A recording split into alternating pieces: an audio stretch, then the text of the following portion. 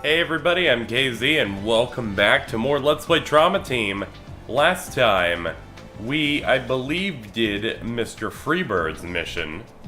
And he went in and helped out the girl we helped in the first two episodes, Nicole. And now, we've taken control of Naomi and we are trying to find out if the young man that died in his house, his locked house, was really a suicide or maybe it was a homicide. We have testimony or statement here from a witness, next door neighbor, Kirsten Langley.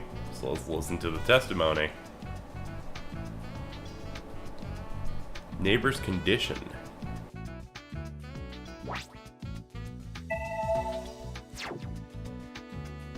Yes, that's right. Oh, it's been so hot lately. I've been keeping the window that faces out into the street open because of the heat. That's how I could hear my neighbor so clearly. It was, let me think, around 3 in the afternoon? Yes, it must have been. I was watching Farewell Danny at the time. I heard this loud noise from my neighbor's room, and then the fire alarm started going off a little after that. I was really surprised. I think it was about 10 minutes. I looked out the window and saw smoke coming from next door. I ran over to my neighbor's door, but nobody answered when I pounded on it. But I had to see if there was anyone in there, so I pulled on the door. It was chained from the inside, and no one answered me when I yelled. Yes, the fire truck came soon after that. A firefighter cut the chain on the door and went inside. My neighbor? No, it seems he lived alone. Oh, but I remember an electrician came at around noon. Yes, I heard him talking outside the front door, so I don't think I could be mistaken.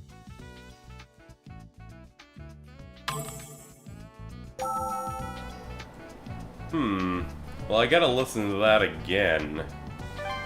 And also corroborate with the information here.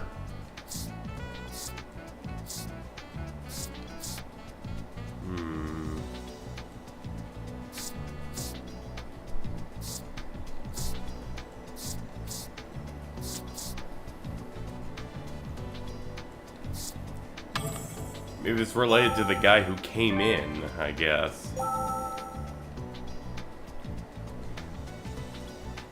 Yes. It was... Let's go to the later parts. Yes, Yes, a firefighter. My neighbor? Oh, but I remember... Nothing odd about that? Yes, I heard him talking outside the front door, so I don't think I could be mistaken. Yes, that's right. Damn it. Stop it! I'm trying to find out murderers. Ah, so they actually want me to say something to each one. I've been... That's how I could hear... It was... Yes. I hate that insipid TV show. I heard this loud noise. And A loud noise followed by the fire. That may be a clue. Alright, there we go. The way she described it, the sound doesn't seem to have been something exploding. Could the noise have been made by someone in the room? Or something else? So, noise coming from the room at 3. Alright, let's use our computer to sort out this info. Okay. Okay.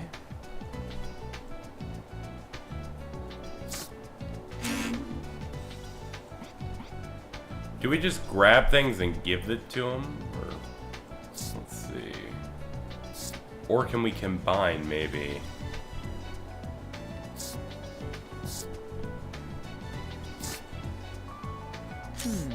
The shape of the knife blade corresponds with the wound found on the wrist. This means that... The knife was used on his wrist.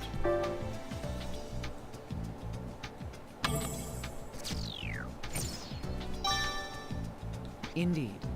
This appears to be an open and shut case. Then again, this all seems a little too convenient for me. Combining is going to be important for this.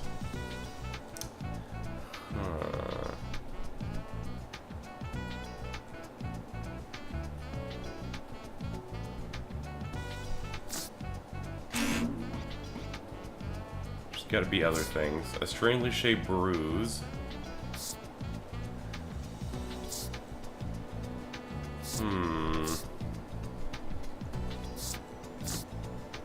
He already knows everything about this, so what else could we infer from this? We got the asphyxiation.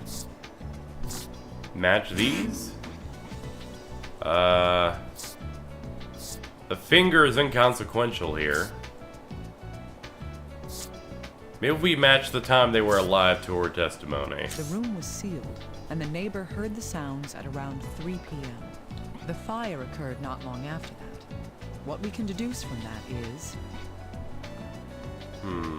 Neighbor heard noises come from dentist rooms at around 3, and the fire started afterwards. Okay. So she heard noises. Those noises were like the boom, so... Was he dead before 3? Until... afterward? That makes no sense. He has no burns, or else they'd say it. I also don't think he started it.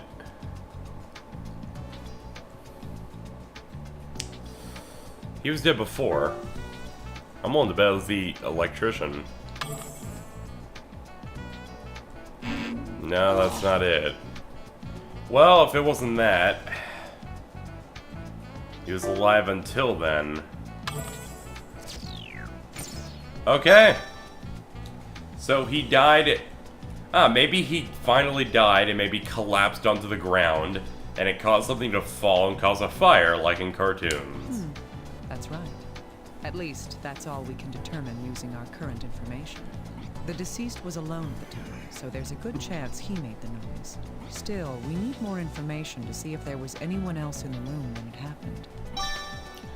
The topic was anyone there has been added to the neighbor's account on the recorder. Okay.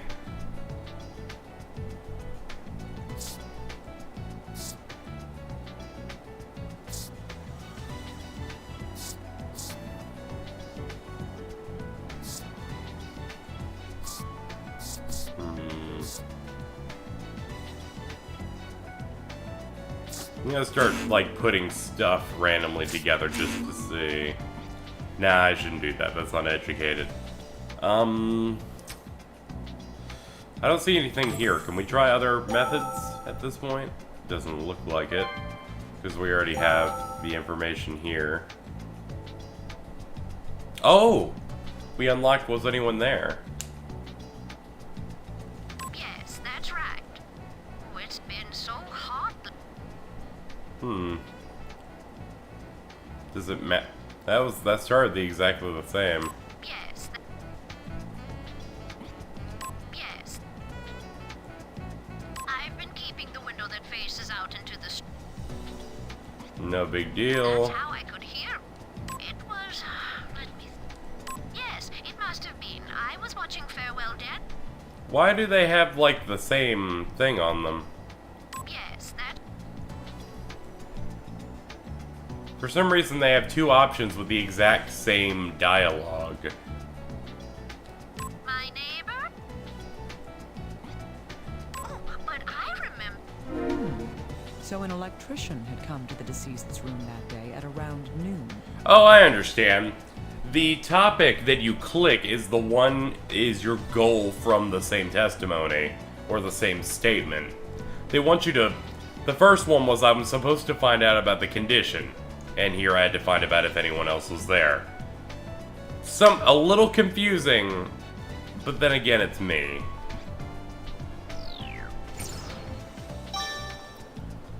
That was much earlier than when the fire supposedly started, but we should investigate it.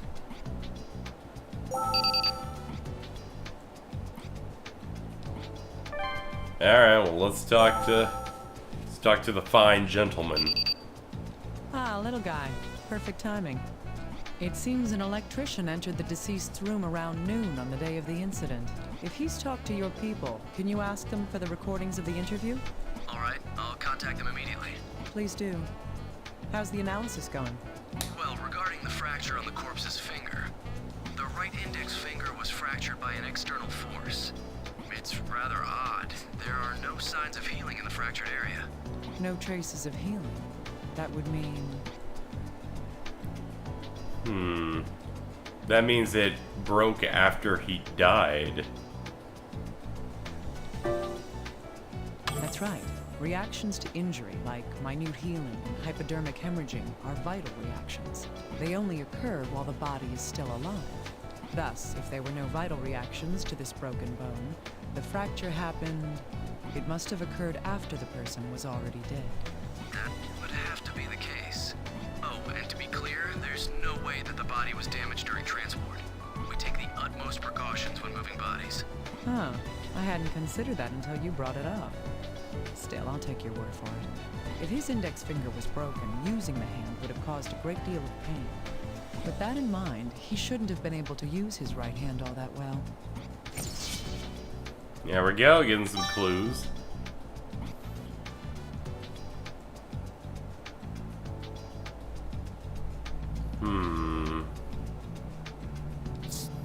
The index finger will be fractured.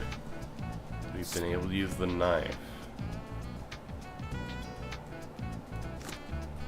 There was a wound in the left wrist and a fractured finger on the right hand. This seems odd because... What seems odd about the broken finger and the slashed wrist is that...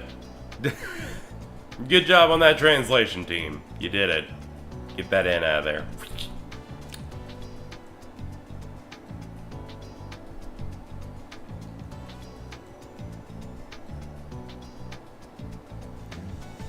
He didn't use the knife at all?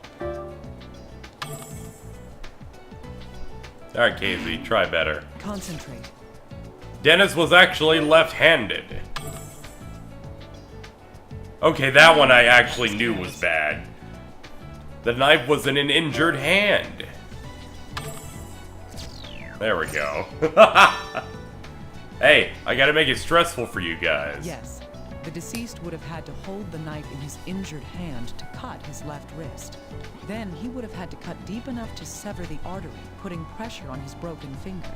Even if he was right-handed, this situation just doesn't add up. Yeah. If his hand was broken, it would have been too hard to do it.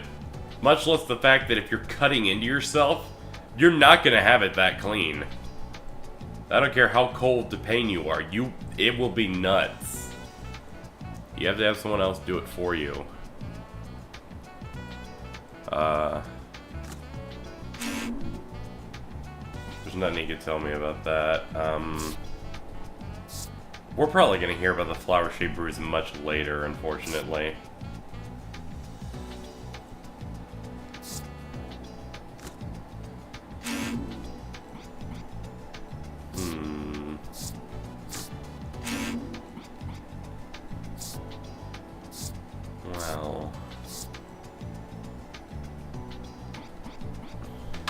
Well, I don't think we have anything else. Hello, Dr. Kimishima. Cut the small talk. What do you want? So cold. HQ's questioned the electrician that the neighbor mentioned. I've sent you the recordings. It seems HQ already knew who he was, so there wasn't a problem. Now we'll find out why that electrician went to the deceased's room. Okay. We just have to discover the reason he went to the room. Liam Richardson.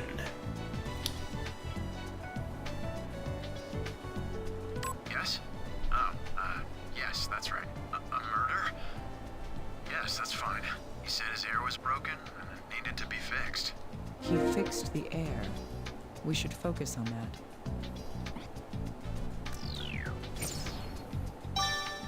There's Alright. something odd about having a repairman come to work on the ventilation system. But, at the very least, Dennis was still alive when the electrician came. We need to learn about the deceased's condition at that time.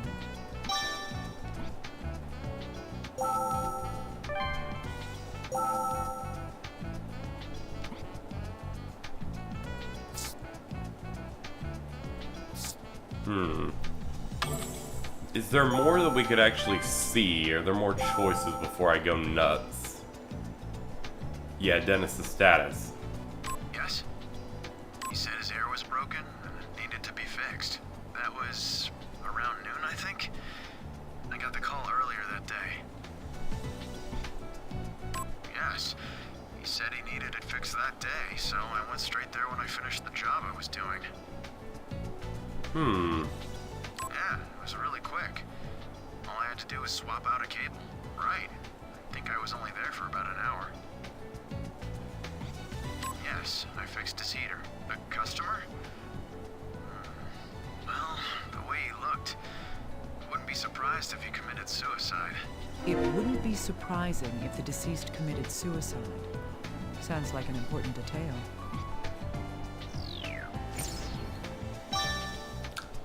Dennis seemed like the kind of guy. Does that mean the deceased had a motive for killing himself? That's a little bit nuts. Okay, let's see. The electrician said that Dennis seemed depressed when they met him on the date. Is that... Let's see. Would he lock his door in case something happened? Indeed. The last time the deceased was seen alive was... Last time he was seen alive was between noon and 1. That's right. At that time, he seemed... He seemed depressed. Yes. This comes from the electrician's testimony. The last time we believe the deceased could have been alive is... Around 3 o'clock. That's when the fire started. Aha! Indeed. The neighbor reports hearing a sound from the room at that time. Within an hour after that, a fire started in his room. The deceased was later discovered dead. That's all we know at this point. So from here we can go. So Dennis was depressed when the electrician came around noon. Dude left around 1. He was alive and well until the neighbor heard sounds at around 3.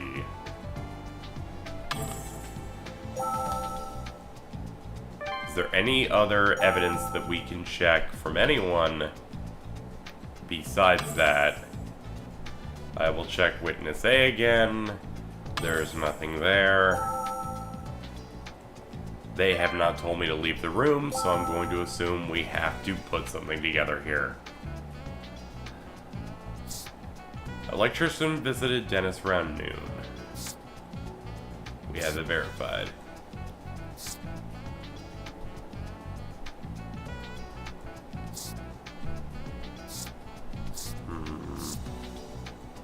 This goes with the fire, right? So do I connect it here? No. Do I connect the finger to anything? No. Do I connect that to that? No. How about you? You do not have anything to say, so I have to find out something here. Granted, I'm never good at these types of figuring it out things, so let's see. We can connect these two. Yes, these pieces of information do go together. Oh, we gotta build off the earlier evidence, that's it.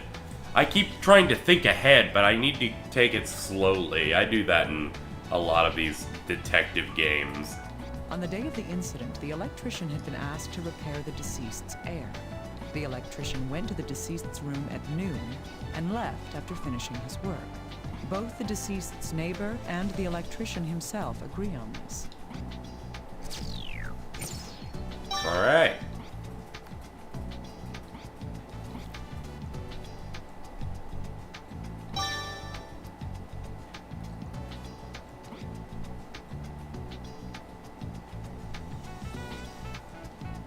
Hey, little guy. I want to go through the information that we've gathered so far.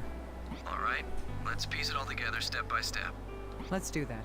The deceased, Dennis Taylor, was found dead in his apartment. Let's see. His body was discovered because... His body was discovered because of a fire. Yes, but by the time firefighters arrived on the scene, the fire had already gone out. His corpse was found on the bed. That's right. The FBI and police initially ruled this case as a suicide. The reason for that was... It was because the knife in the slashed wrist. That's correct. The other reason was... The door was locked. Indeed, the slashed wrist and the chained door point towards suicide. It would seem he was so desperate for death that he would both slit his wrist and set his room on fire. That isn't a surprising conclusion. The knife blade does match the shape of the wound in the wrist. The blood on the blade matches his DNA. Lastly, the deceased's fingerprints were found on the handle of the knife. Those are all true, but there was something odd about that wound on his wrist. First, The reason the wrist wound seemed unnatural for suicide is because there were no pain reaction wounds. He would have slashed around. This, if we do assume that it was a suicide, another discrepancy is that the knife was in his right hand. I don't know which one's the dominant hand, so I'll just get this wrong on principle. Okay, right. Good, he's a righty. His finger was fractured. Would he have been able to use a knife with a wounded hand? It's very unlikely. But that's not the only thing that raises doubt. If he did die of the knife wound, he would have bled to death. However, investigating the corpse points to a different cause of death. That is... If the victim died from blood loss, there'd be something odd about the condition of his body. That would be hemorrhaging in the eyes. That's from asphyxiation. Right. The petechia on the eyes, and the strange bruise on his abdomen. There's more than enough evidence to doubt that this was a suicide. But according to the electrician's statement, the victim seemed like he might be in a state to commit suicide. Indeed. There are too many uncertainties to be able to draw a conclusion at this point. I'm going to have to investigate the scene for myself. Little guy, get me approval to enter the area. Oh, understood. You shouldn't have a problem, Dr. Kimishima. I'm sure my bosses will approve you right away. Yes, but I don't intend to waste any time. I'm going there right now. You deal with the rest on your end. Alright, then we don't have anything we can do here for now. So let's go to the crime scene.